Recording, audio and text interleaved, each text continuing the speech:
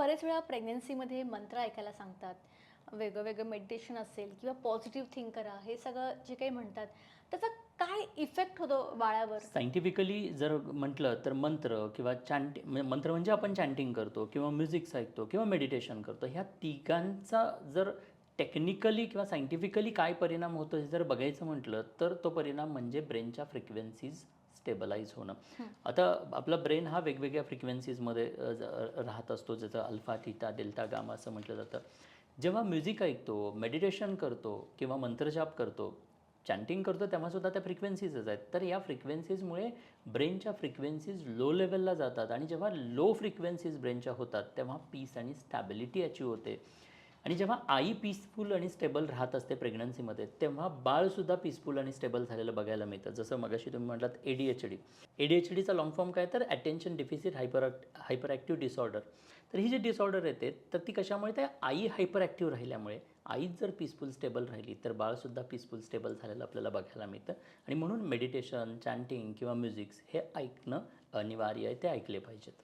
Okay. आणि बरेच वेळा योग, प्राणायाम करायचा सल्ला दिला जातो, पण हे कितपत सेफ आहे ड्युरिंग प्रेग्नन्सी? आता प्रेग्नन्सीमध्ये पहिल्या 3 महिन्यांमध्ये योगा मोस्टली अवॉइड करायला हां. सांगितलं जातो. कारण जेव्हा स्त्री म्हणजे पित्याकडून जो बीज आलेला आहे तो प्लासेंटाला अटॅच होण्यापर्यंतचा तो काळ आहे.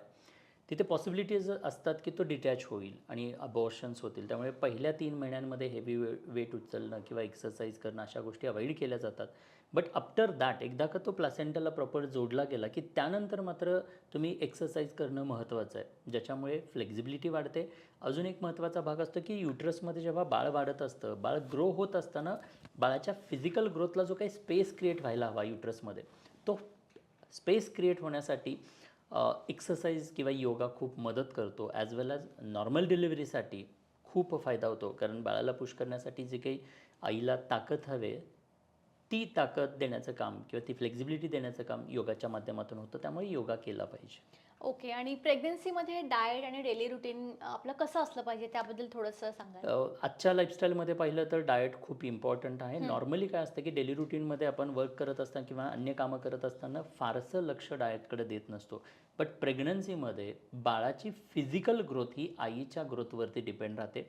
सो आईनं चांगला आहार, आता चांगला आहार म्हणजे काय, तर प्रोटीनयुक्त आहार मॅक्झिमम घेणं गरजेचं आहे. आणि तेही जसं की बरेचदा प्रत्येक व्यक्ती वेगळी आहे, त्यामुळे प्रत्येक व्यक्तीच्या मध्ये असणाऱ्या डिफिशियन्सीजसुद्धा वेगळ्या आहेत. सो नेमकं तुमच्या शरीराला कशाची गरज आहे, ती गरज प्रोटीन, न्यूट्रिएंट्स जे काही हवेत, ते न्यूट्रिएंट्सची गरज भरून काढणारा आहार आईनं घेतला पाहिजे.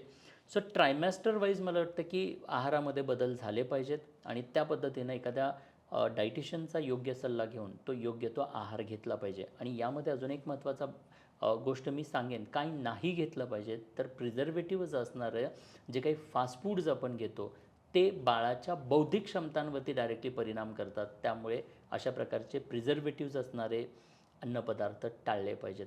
घरचा आहार, फ्रेश आहार, ताजा बनवलेला आहार घेणं जास्त प्रिफरेबल राहतं.